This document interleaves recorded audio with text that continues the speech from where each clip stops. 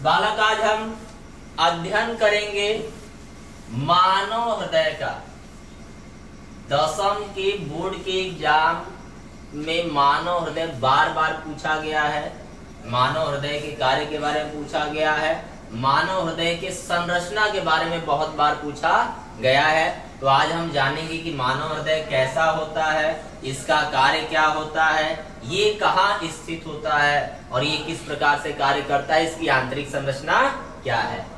सबसे पहली बात कि आप मानव हृदय की जब बात करते हो ना, तो मानव हृदय का जो उत्पत्ति होता है वो मध्य त्वचा से होता है। किससे होता है? मध्य त्वचा से।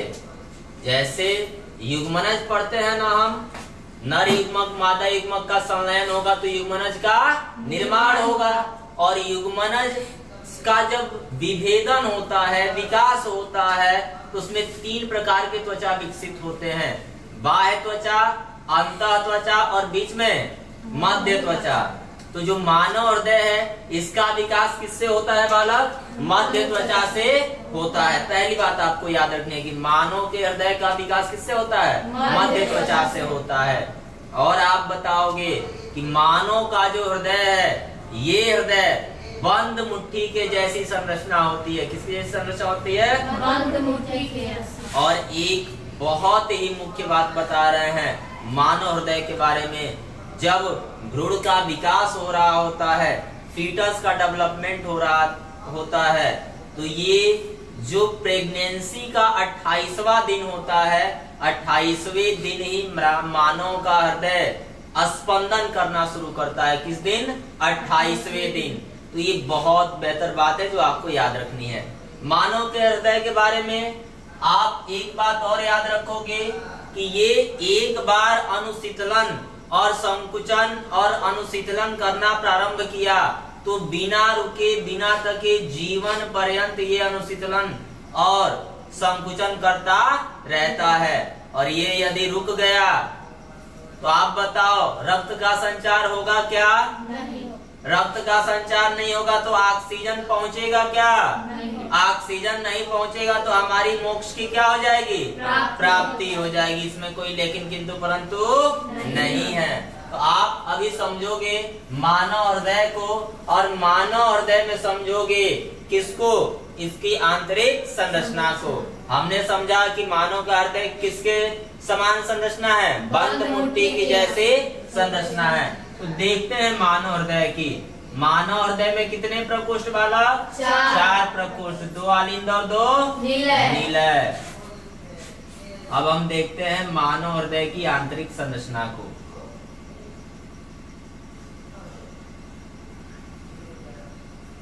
देखो ऊपर की तरफ आप बात करोगे तो ऊपर की तरफ आलिंद होते हैं। क्या होते हैं बालक? आलिंद होते हैं। कितने आलिंद होंगे?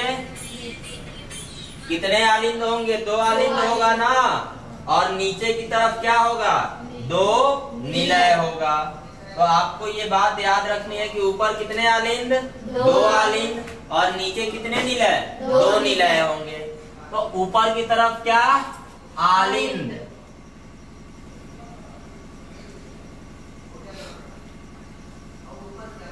और नीचे की तरफ क्या?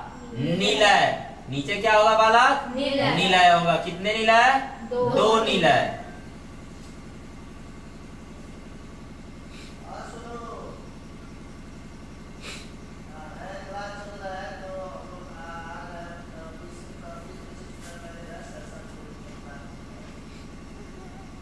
अब देखो बालक, ये बायां हाथ, और इसमें हमने रक्षा सूत्र पाना है ना। कौन सा हाथ? दायां हाथ। दायां है ना, दाहिना हाथ है ना। आप याद रखिएगा जब हम सामने की तरफ लिख रहे होते हैं तो जिधर लेफ्ट हैंड है उधर क्या? दायां आलिंद है। क्या है? दायां आलिंद है बालक। इधर क्या है? दायां आलिंद है। और जिधर राइट हैंड है उधर क्या है? बायां आलिंद है। क्या है? बायां आलिंद। ऐसा क्यों है? क्योंकि आप जब भी अध्ययन करते हो तो सामने संरचना होती है ना, तो आपके सामने कोई व्यक्ति खड़ा है तो आपके अपोजिट हुआ ना, तो आपका दाया उसका क्या हो गया? बाया हो गया, और आपका बाया उसका क्या हो गया, दाया हो गया। इस बात को याद रखना है। और नीचे जो है इसको क्या कहते हो, दाया निलय। क्या कहते हो, दाया निलय। इसको क्या कहते हो, बाया निलय कहते हो। अब ये मानव के हृदय के चारों भागों को हमने लिख लिया। अब आप ध्यान दीजिए कि मानव के हृदय में जो नीचे बड़ी नलिकाएं निकली होती हैं, वाहिनियां होती हैं, इसको आप क्या कहते हो, महाशिरा कहते हो। क्या कहते हो, महाशिरा कहते हो। आप बताओ ये महाशिरा नीचे है कि ऊपर, नीचे है ना, तो नीचे वाले महाशिरा को क्या कहते हो, निम्नतर। क्या कहते हो, निम्नतर या इंफीरियर। क्या कहते हो, निम्नतर या इंफीरियर महाशिरा कहते हो। निम्नतर या इंफीरियर महाशिरा कहते हो। और ऊपर भी क्या होंगे, महाशिरा होंगे ना, ऊपर भी क्या होंगे, महाशिरा होंगे। और इस महाशिरा में आपको वाल्व देखने को मिलता है, तो इसको क्या कहते हो, आप इसको क्या कहते हो, उच्च महाशिरा कहते हो। क्या कहते हो, उच्च महाशिरा। या ऊपर है ना तो सुपीरियर। क्या कहते हो, सुपीरियर। ऊपर वाले को हमेशा सुपीरियर कहते हैं ना, और नीचे वाले को इंफीरियर। तो जो ऊपर है उसको उच्च महाशिरा या सुपीरियर महाशिरा कहते हैं। क्या कहते हैं, सुपीरियर महाशिरा। और नीचे वाले को निम्न या इंफीरियर महाशिरा कहते हो। अब आप बताओ बालक, ये दाया आलिंद है ना, और ये बाया आलिंद, इन दोनों को अलग करने वाली एक दीवार है ना, किसको अलग कर रही है, दाएं आलिंद को बाएं आलिंद से। किसको अलग कर रही है, दाएं आलिंद को बाएं आलिंद से। तो ये जो अलग कर रहा है इसको कपाट कहते हैं। क्या कहते हैं, कपाट। आप बताओ किसको अलग कर रहा है, दाएं आलिंद को किससे, बाएं आलिंद से। तो अंतरा, क्या कहते हो इसको, अंतरा। और किसके अंतर में है, आलिंद के ना, तो अंतरा आलिंदी। क्या कहते हो, अंतरा आलिंदी कपाट कहते हो। क्या कहते हो, अंतरा आलिंदी कपाट। क्योंकि ये कपाट किसको किससे अलग कर रहा है, दाएं आलिंद को बाएं आलिंद से अलग कर रहा है। आप देखो बालक, ठीक इसी प्रकार जो निलय है, दाया निलय और बाया निलय, इसको भी एक कपाट अलग कर रहा है ना, अलग कर रहा है कि नहीं कर रहा है, बताओ। किसको, निलय को अलग कर रहा है ना, तो इसको कहते हो अंतरा निलयी कपाट। क्या कहते हो, अंतरा निलयी कपाट। इसमें कोई संदेह है क्या, जो आलिंद को अलग कर रहा है अंतरा आलिंदी कपाट, और जो निलय को अलग कर रहा है अंतरा निलयी कपाट। अब बालक आप यही समझिए, ये जो दीवार है, ये जो कपाट है, ये बताओ ऊपर ये दोनों आलिंद है ना, ऊपर दोनों क्या है, आलिंद, और नीचे दोनों क्या है, निलय है। तो ये आलिंद को निलय से अलग करने वाला दीवार है ना, ये जो कपाट है ये किसको किससे अलग कर रहा है, आलिंद को निलय से अलग कर रहा है। तो इसको आप कहते हो अंतर। क्या कहते हो, अंतर आलिंदी। क्या कहते हो, आलिंदी निलयी कपाट। क्या कहते हो, अंतर आलिंदी निलयी कपाट। अंतर आलिंदी निलयी कपाट किसके मध्य, आलिंद और निलय के मध्य है ना, तो अंतर आलिंदी निलयी कपाट। अगर दोनों आलिंदों के मध्य है तो अंतर आलिंदी कपाट। और आप बताओ बालक, दोनों निलयों के मध्य है तो अंतरा निलयी कपाट आप कहते हो। इसमें कोई समस्या आएगी क्या, नहीं आएगी ना। तो अब चारों भाग को हमने बेहतर से समझा।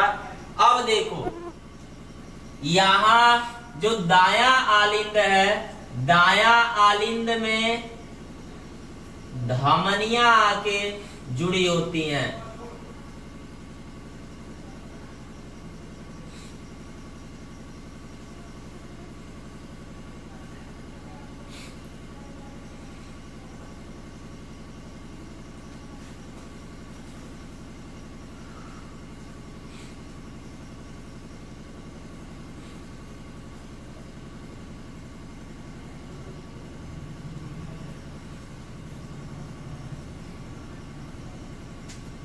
आप इसको देखे होंगे महाधमनी। महाधमनी का कार्य क्या होता है? शरीर के विभिन्न भागों में शुद्ध रक्त का संचार कराना। शरीर के विभिन्न भागों में शुद्ध रक्त का संचार कौन कराएगा? महाधमनी। महाधमनी किसमें बढ़ती है? धमनी में। धमनी में किसमें बढ़ती है? धमनिका में। और धमनिका किसमें बढ़ती है? केशिकाएं में। किसमें? केशिकाएं में बढ़ती हैं। तो जो महाधमनी का कार्य है वो क्या है? शुद्ध रक्त का प्रवाह कराना ना। कहाँ? शरीर के विभिन्न ऊतकों तक। शरीर के विभिन्न ऊतकों तक शुद्ध रक्त का प्रवाह कौन कराएगा? महाधमनी। महाधमनी बटेगी किसमें? धमनी में। धमनी किसमें बटेगी? धमनिका में। धमनिका किसमें बटेगी? केशिका में। और इस प्रकार हृदय से, मानव के हृदय से, और हृदय के किस भाग से? बाएं निलय से ये शरीर के विभिन्न भागों में शुद्ध रक्त को पहुंचाने का कार्य करते हैं। शुद्ध रक्त कहाँ से आता है? फेफड़ों से आता है ना। और फेफड़ों से शुद्ध रक्त आएगा बालक, कहाँ आएगा? बाएं आलिंद में आएगा ना। कहाँ आएगा बालक? बाएं आलिंद में आएगा। और बाएं आलिंद में किसके द्वारा आता है फेफड़ों से शुद्ध रक्त? फेफड़ों से शुद्ध रक्त एक यही अपवाद है, पल्मोनरी सिरा या फुफ्फुसीय सिरा कहते हो। क्या कहते हो? पल्मोनरी सिरा या फुफ्फुसीय सिरा कहते हो, जिसके द्वारा रक्त आता है। क्या आता है? रक्त आता है। ये रक्त कैसा होता है? शुद्ध रक्त होता है। कैसा होता है? शुद्ध रक्त होता है। और इस सिरा को क्या कहते हो? पल्मोनरी सिरा। क्या कहते हो? पल्मोनरी सिरा कहते हो। क्या कहते हो? पल्मोनरी सिरा कहते हो। और इधर धमनियां निकलेंगी ना, और ये धमनियां, महाधमनियां क्या करेंगी? शरीर के विभिन्न ऊतकों में रक्त के संचार को नियमित ढंग से पहुंचाने का कार्य करती हैं। ये क्या है? धमनी है। क्या है? धमनी है। अब महाधमनी किसमें बटेगा? धमनी में धमनी, धमनिका में धमनिका, केशिकाओं में। और रक्त का संचार पूरे शरीर में होगा। अभी और समझते हैं थोड़ा सा हृदय के बारे में। अब आप यही याद रखिएगा कि जो दायां आलिंद है और दायां निलय है, दायां आलिंद और दायां निलय, इनके मध्य एक कपाट होता है। क्या होता है बालक? कपाट होता है। इस कपाट को क्या कहते हो? त्रिवलनीय कपाट कहते हो। क्या कहते हो? त्रिवलनीय कपाट कहते हो। ट्राइकस्पिड वाल्व कहते हैं इंग्लिश में।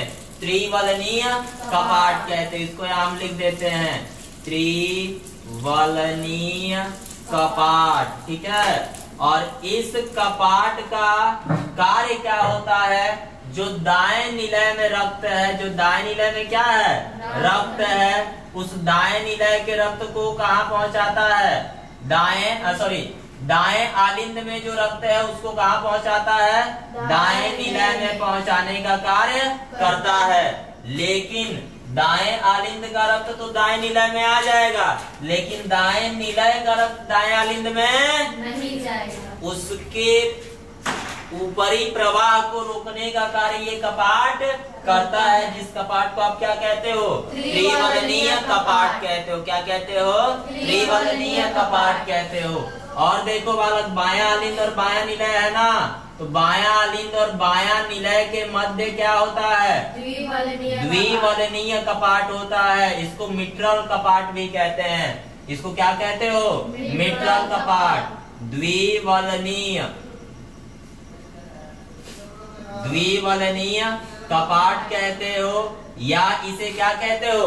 मिट्रल कपाट कहते हो। क्या कहते हो? मिट्रल कपाट कहते हो। मिट्रल कपाट कहते हो। द्विवलनीय कपाट या इसे आप मिट्रल कपाट कहते हो, जो बाएं आलिंद से शुद्ध रक्त को कहाँ आने देता है? बाएं निलय में आने देता है। लेकिन बाएं निलय से शुद्ध रक्त को फिर से बाएं आलिंद में जाने नहीं देता है। ये किसका कार्य होता है? द्विवलनीय कपाट का, या इसी को आप मिट्रल कपाट कहते हो। अब आप समझिए, यहीं पे जो दायां आलिंद है ना बालक, इसके ऊपरी सिरे में एक माचिस के डिब्बी के समान रचना होती है।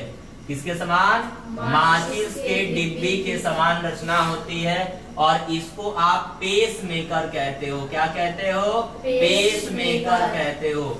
और पेस मेकर का कार्य होता है आवेगों को उत्पन्न करना। किसको उत्पन्न करना? आवेगों को। यदि ये आवेग को उत्पन्न नहीं करेंगे तो आपका हृदय क्रमबद्ध संकुचन और अनुशीतलन नहीं करेगा। जो आवेग उत्पन्न होता है वो कहाँ से होता है? इस पेस मेकर के द्वारा ही होता है। और इस पेस मेकर के द्वारा आवेग उत्पन्न होके पूरे आलिंद में क्या होता है? फैलता है और आलिंद के द्वारा फिर निलय में फैलता है। एक और बात जानो, ये जो हृदय है इसकी ध्वनि भी होती है ना? क्या होती है? ध्वनि। बालक इस स्टेथोस्कोप लाइए। क्या होती है? ध्वनि होती है ना? अब ध्वनि जो है हृदय की, ये हम धक धक सुनते आ रहे हैं ना आज तक। गाना वाना में आप सब सुनते हो धक धक। तो आज से याद रखना कि धक धक की ध्वनि हृदय की नहीं होती है। आज से जब भी आपका हृदय करेगा तो कैसा करेगा? लबडब करेगा। कैसा करेगा? लबडब करेगा, धक धक नहीं करेगा।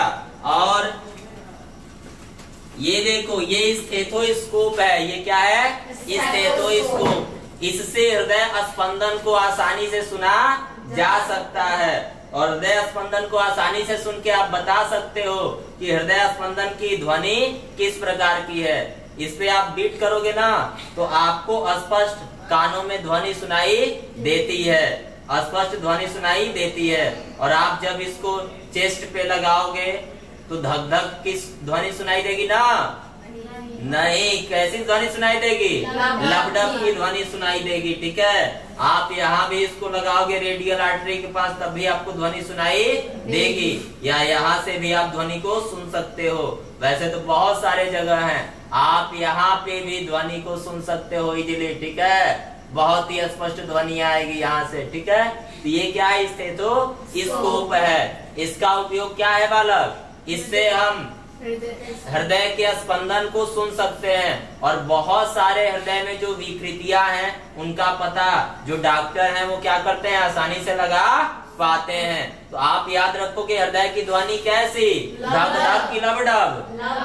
लबडब ध्वनि क्यों होती है ये पता है? नहीं पता है। आज जान लीजिए लबडब ध्वनि क्यों होती है। जो लब की ध्वनि होती है, ये जो द्विवलनीय कपाट और त्रिवलनीय कपाट है ना, इसके खुलने व बंद होने से कौन सी ध्वनि होती है? लब की ध्वनि होती है। केवल किसकी ध्वनि होती है? लब की। किसके खुलने बंद होने से? द्विवलनीय और त्रिवलनीय कपाट के खुलने बंद होने से किसकी ध्वनि होगी? लब की ध्वनि होगी। और जो डब की ध्वनि है वो किससे होती है?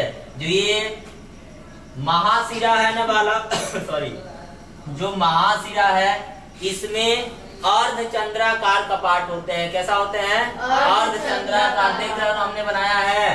तो ये कपाट जो वाहिनियों में उत्पन्न होते हैं, इनके खुलने और बंद होने से डब की ध्वनि उत्पन्न होती है। तो हृदय की ध्वनि लबडब की धक धक। याद रहेगा ना? और आप बालक याद रखिएगा, ये जो पेस मेकर है ये हृदय में आवेगों को उत्पन्न करता है, इलेक्ट्रिक इंपल्स जनरेट करता है, विद्युत आवेग को जनरेट करता है, जिससे आपका हृदय हमेशा अनुशीतलन और संकुचन करता रहता है। एक बार हृदय स्पंदन करना शुरू कर दे तो जब तक हम जीवित रहते हैं तब तक हृदय स्पंदन करता रहता है। इसलिए आपके हृदय को मायोजेनिक हृदय कहते हैं। क्या कहते हैं? मायोजेनिक हृदय। मायोजेनिक हृदय का मतलब क्या? इसमें स्वयं आवेग उत्पन्न करने की क्षमता होती है, इसलिए इस हृदय को क्या कहते हो? मायोजेनिक हृदय कहते हो। और चूंकि मानव के हृदय में कितने प्रकोष्ठ? 4 प्रकोष्ठ, 2 आलिंद और 2 निलय। मानव के हृदय में दोहरा परिसंचरण पाया जाता है। दोहरा, दो से मतलब है ना दोहरा का, जो हृदय से रक्त है शुद्ध रक्त आप बताओ धमनी के द्वारा शरीर के विभिन्न ऊतकों में जाता है ना। मान लीजिए ये हृदय और शरीर के विभिन्न ऊतकों में रक्त जा रहा है, किसके द्वारा? धमनी के द्वारा। और शरीर के विभिन्न ऊतकों में अगर रक्त गया तो आप बताओ रक्त में ऑक्सीजन का उपयोग होगा ना, और कार्बन डाइऑक्साइड की मात्रा क्या हो गई? बढ़ गई।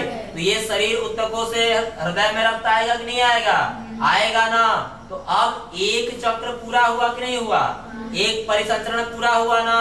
तो शरीर को देह भी बोलते हो ना, क्या बोलते हो? देह। इसलिए उस परिसंचरण को क्या कहते हैं? दैहिक परिसंचरण। क्या कहते हैं? दैहिक परिसंचरण। अब बालक ये मानव का हृदय हुआ और ऊपर फेफड़ा हुआ। क्या हुआ? फेफड़ा। ये मान लो फेफड़ा और ये क्या है? हृदय है। तो अशुद्ध रक्त शुद्ध होने के लिए कहाँ जाएगा? और फेफड़े से शुद्ध होके कहाँ आएगा? हृदय में। कहाँ आएगा? हृदय में आएगा। अब आप बताओ फेफड़ों से शुद्ध होकर हृदय में, और अशुद्ध रक्त कहाँ जा रहा था? फेफड़ों में। तो एक चक्र और पूरा हुआ कि नहीं? और फेफड़े को आप पल्मोनरी बोलते हो। क्या बोलते हो? पल्मोनरी। या फुफ्फुस बोलते हो हिंदी में। क्या बोलते हो? तो इसको फुफ्फुसीय संचरण, और नीचे वाले को दैहिक परिसंचरण। तो एक और एक कितना? दोहरा परिसंचरण हुआ कि नहीं हुआ? आप बताओ मानव हृदय में कोई समस्या आएगी क्या? बोर्ड के पेपर में आएगा, आसानी से कर लोगे कि नहीं कर लोगे? चाहे आपसे आंतरिक संरचना पूछे, चाहे आपसे पूछे दोहरा परिसंचरण, चाहे आपसे पूछ दिया गया स्टेथोस्कोप के बारे में, तब भी आप बता दोगे। मानव हृदय के बारे में हमने संपूर्ण जानकारी प्राप्त की। आगे के लेक्चर में और भी टॉपिक हम देखेंगे।